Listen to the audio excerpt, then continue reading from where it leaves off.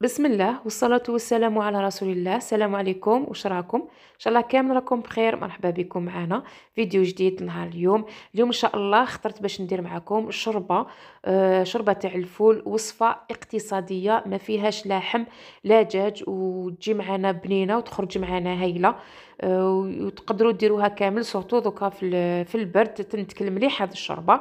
نجيبوا كميه تاع الفول، انا نفخو على مره، ومن بعد نستعمل اللي نستعملو، واللي بقى نخبيه في المجمد. نقشرو هكذا، ندو الكميه اللي نحتاجوها كما راكم تشوفوا، ما نكثروش يعني الفول بزاف، نديرو غير قيس حفنه هكذاك. والخضار اللي نديرو هنايا عندنا زوج حبات قرعه، زوج حبات زروديه، حبه بطاطا، حبه طوماطيش، وعندنا هنايا نص حبه بسباس اذا كان متوفر عندكم، وزوج سنينات ثوم. هادو هما الخضار اللي يتمشاو مع الشربة تاع الفول. وثاني بلا ما نساو لي زيبيس واش نديرو فيه. هنا عندنا طوماطيش تاع البايض، وعندي هنا عكري، فلفل كحل، وشويه راس الحانوت ومع الكمون. والباقه العطريه عندي هنايا النعناع والقزبر، لازم وضروري يكونوا في الشوربه.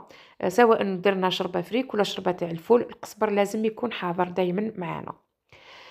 واش ندير دوكا؟ نجيب لاكوكوط، حنطيبها في لاكوكوط باش نمرقها مره واحده ونغلق عليها باش تخرج معانا بنينه. نقطع هذيك الخضار، نقطعهم كامل هكذا مربعات صغار، نديروهم في القدره هما ومع هذوك الفول ولي زيبيس، وندير عليهم الزيت. وهذيك الحبه تاع الطوماطيش ماذا بكم تنحوا لها القشره، انا درت غير حبيبه برك باسكو راني حنزيد وحده تاع البايض، ونزيد ندير فيها العكري ثاني وحيعطي لها اللون. نحطوا هذاك القزبر والنعناع نديروه دركا، ومن بعد كي نجو نميكسيوها نحوه هذاك القزبر والنعناع، ما نخلوهش يكون ذبال كامل ويكون طلق كامل النكهه تاعو. نديروهم يتقلاو حتى تذبال معانا الخضار مليح، ومن بعد باش نزيدو هذيك الطوماطيش ونزيدو معاها الملح، ونكونوا درنا الماء يغلي. لازم نمرقوه بالماء سخون هكذا باش ما تقرسلش معانا هذيك الخضره، هذاك الفول عفوا. قلت لكم نمرقوا بالماء سخون، نمرقوا مره واحده وما نعاودوش. كما راكم تشوفوا لهنايا، ودوك نغلق عليها لاكوكوط مده 40 دقيقه، ومن بعد كي نفتح عليها نلقى طابت هذيك الخضار وطاب معانا هذاك الفول. وفي نفس الوقت راني نوجد في الدجاج المفور. انا اليوم درت دجاجه كامله. المره اللي فاتت كنت درت معكم الوصفه تاع الدجاج المفور. اللي راهي مهتمه وراهي حابه الوصفه تلقاها في القناه، ماكش رايحين تندموا عليها، وصفه هايله. هنا بعد ما طابت معنا الشربه، شوفوا ليكم كيفاش حبطت هذيك كما قلت في الاول. درت المرقه راهي نقصت كامل. دوك نحي هذاك القزبر والنعناع، وبالبغا ميكسور هكذا نميكسيها كامل، يعني كلش طاب، الفول طاب والخضار طابت. هنا تقدروا تخلوها هكذا، تزيدوا تعاودوا تشعلوا لها الفرن باش تغلي معاكم مره وتطفوا عليها، ولا تحبوا تزيدوا لها الفيرميسال. انا دائما نحب نزيد فيها فيرميسال، بصح ما نكثر لهاش، ندير لها غير 3 معارف هذا ما كان. تخرج معانا هايله كي نزيدوا لها الفيرميسال، تجي معانا بنينه. تجي معكم ما شاء الله. الشوربه هذه واقتصاديه كما شفتوا، يعني ما تستعملوش اللحم لا الدجاج، وانتم تحصلتوا على شوربه بنينه. اي ليكم لهنايا زدت لها غير 3 معارف برك، ما تكثروش الفيرميسال باش ما تجيش معكم ثقيله. نخلطهم هكذا ونخليهم على نار قويه مدة واحد ل5 دقائق ونطفي عليها، باسكو الفيرميسيل كما تعرفوا بالخف ينزل معانا. ونجو نوجدوا لا فارس اللي نديروها في لي بيني تاعنا، لي بيني صالي اللي نحين نديروهم. نديرو بصله نقطعوها هكا مكعبات صغار، هي والدجاج. صدر تاع الدجاج هنا ديت منه نص صدر تاع الدجاج. نقطعهم كيف كيف ونقليهم في زوج مع بعضهم. ندير لهم شويه زنجبيل، شويه تابل خاص بالدجاج، وشويه فلفل كحل. وهنا باش نزكيهم نزيد عليهم شويه نتاع السلق كانت عندي طيبه كنت طيبتها منها باش نزكيو منها طابق، نزيدو السلقه هذه. ومنها كما تعرفوا السلق يعني عندها قيمه غذائيه كبيره. نخلطوهم كامل مع بعضهم. انا هنا صايي ديجا درت الملح راني دايره الملح وراني دايره التوابل، درت زنجبيل ودرت تابل خاص بالدجاج وشويه فلفل كحل. هنا كي طابو طفيت عليهم، ندير عليهم طرف تاع الفرماج اي نوعيه حبيتو، ونخلوه يبرد ونجو نوجدو لي بيني تاعنا. نديرو هنايا انا درت الكاس صغير هذاك تاع لا موطارد، والله يبارك تاع حليب، خرج لي 20 وحده تاع بيني. انا كي درت الكاس صغير، الوغ الخميره تاع الخبز درت بالمغرفه تاع القهوه، درت مغرفه تاع قهوه، خميره الخبز ومع مغرفه تاع قهوه، سكر وثلث ملاعق تاع قهوه، آه، تاع قهوه حليبه، الزيت اللي نديرو بها قهوه حليب ماشي هذيك صغيره كامل. وهنايا نجو نطمو بالفارينه ونزيدو الملح حتى طنطم معانا، ونتحصلوا على عجينه متماسكه، ما نخلوهاش تلصق، تولي هي طريه بصح ما تكونش تلصق معانا، طنطم معانا. ومن بعد نديروها تخمر عادي، نخلوها تخمر تدي معانا واحد كيما تعرفوا دوكا البروده، سورتو الا كانت الكوزينه تاعكم بارده يعني تدي لكم شويه الوقت. انا دات لي حوالي 45 دقيقه باش خمرت معانا. هنا غير شويه بليد هكذاك نطريوها غير شويه هكذا بليد، نعجنوها واحد 2 دقائق ونغطو عليها ونخلوها تخمر معانا. في نفس الوقت راهي هذيك لافخس اللي وجدناها باش تبرد معانا.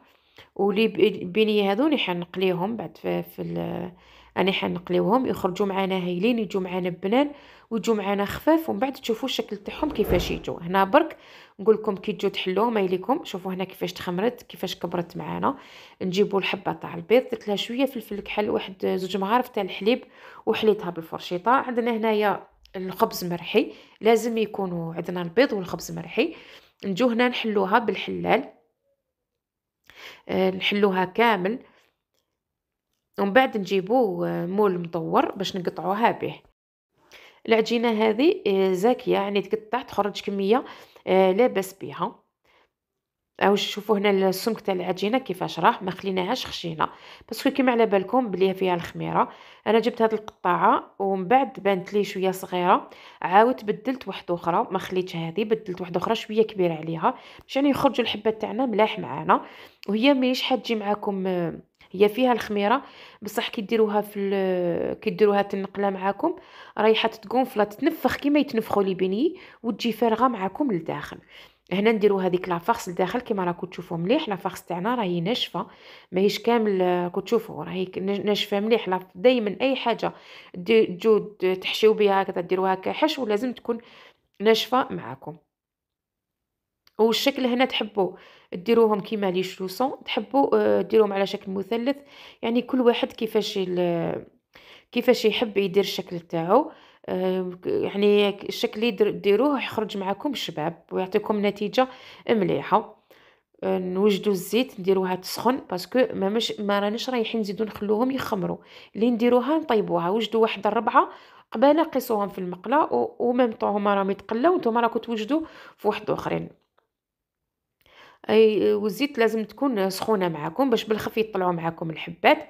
ومن بعد نقصوا لها شويه للنار باش يطيبوا معاكم الحبات للداخل. هنا في حاله ما اذا تفتحت معاكم الحبه شويه ولا ما تخافوهاش باسكو انا حنا نرمدوها في البيض ونرمدوها في الخبز مرحي ماهيش حتخرج معنا لا فخس. اي لكم هكذا هذا هو الشكل اللي تحصلت عليه على شكل مثلثات. وهنا رانا وجدنا الزيت راني درتها لداخل كيما راكم تشوفوا لا بلاك راهي في حاله مقبله، وانا راني درت الشربه ودرت هذاك الدجاج ودرت عاد مازال ما حتى نكمل كامل باش نقيه.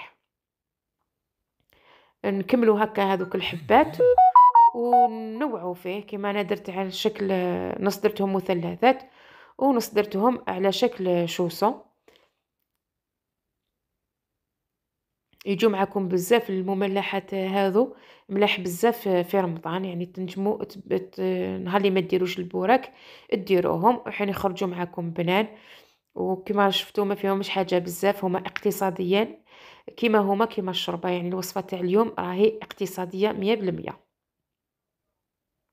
هنا وليكم راني نقلب فيهم، شوفوا كيفاش ينتفخوا معانا. نقلبوهم على كاع الجهات على نار تكون متوسطه. في الاول قويوها ومن بعد غير ديروهم نقصوا لها باش يطيبوا معاكم للداخل باش ما يبقاوش معاكم خضوره للداخل. انا هكذا راني اللي نديرها نرميها في المقله وغير يطيبوا نعاود نرومبلاسيهم بواحد اخرين. ونكونوا وجدنا فاش نقلعوهم، ونديرو بابي ابسوربون باش يشرب لنا كامل هذيك الزيت اللي راهي تسيح منهم. هكذا شوفوا كيفاش يجوا معانا، خرجوا معانا هايلين، الشكل تاعهم شباب، وحتى اللون اللي داوه لون شباب بزاف. نتمنى تجربوهم وتعطوني رايكم فيهم. نكمل كامل الزيت، يعني ما ديروا مليح الزيت باش يتقلاو لكم ملاح ويتنفخوا معاكم ويطلعوا معاكم ويعطوا لكم نتيجة مليحة. هنا شوفوا الشكل الثاني اللي راني ندير فيه. نكمل كامل الكمية. أنا كما خبرتكم هذه الكمية تعطني 20 وحدة. خرجوا الله يبارك، كمية لا بأس بها. وهنايا درت غير حبة تاع البيض برك، هذيك الحبة تاع البيض فوت فيها 20 وحدة. هاي ليكم الشربة تاعنا بعد ما وجدت، وهاو ليكم لي بينيي صالي بعد ما وجدوا معانا. راهم حطيتهم فوق الطابلة، ومن بعد نوري لكم كيفاش يجوا معانا للداخل. يجوا معانا هايلين، يجوا معانا خفاف، ويجوا معانا فارغين لداخل، يعني كامل يطيبوا يدوا نفس اللون. يجوا معانا شابين وفيهم غير الهواء لداخل، هذيك لا فخس ولا هواء ما فيهمش كامل، يعني ما يجيش فيهم معجنين ولا متكوكين ولا. وهي لكم الشربة، شوفوا القوام تاعها كيفاش يخرج معانا، تخرج هايله، والبنه صدقوني بنينه بنينه بالبزاف. نتمنى اللي ماشي موالف يدير هاد الشربه يجربها ويعطيني رايو فيه. هاي لكم هذاك الدجاج اللي شفتوه معايا من قبل، قلت لكم درته مفور. اليوم درت دجاجه بصح صغار، هادو دوك الدجاجات صغار طابت معايا، دات زوج سوايع باش يعني باش طابت معانا فارت. ومن بعد دهنتها بالزبده ودرتها في الفرن تحمرت معانا، ورفقتها مع الروز كيما راكم تشوفوا. هاي لكم طاولتنا اليوم كامله مكموله. ان شاء الله يكونوا عجبوكم برك الاطباق اللي اقترحتهم عليكم لنهار اليوم. او لكم البيني كيفاش يخرج فارغ للداخل كما راكم تشوفوا في الصوره، يعني كامل الحبات يخرجوا لكم كيف كيف، يعطيكم نتيجه هايله. نتمنى تجربوهم، وما تنسوش تشجيعنا بجام، وخلونا تعليق من عندكم حفزونا به. إلى أن ألقاكم في فيديو آخر، دمتم أوفياء، سلام.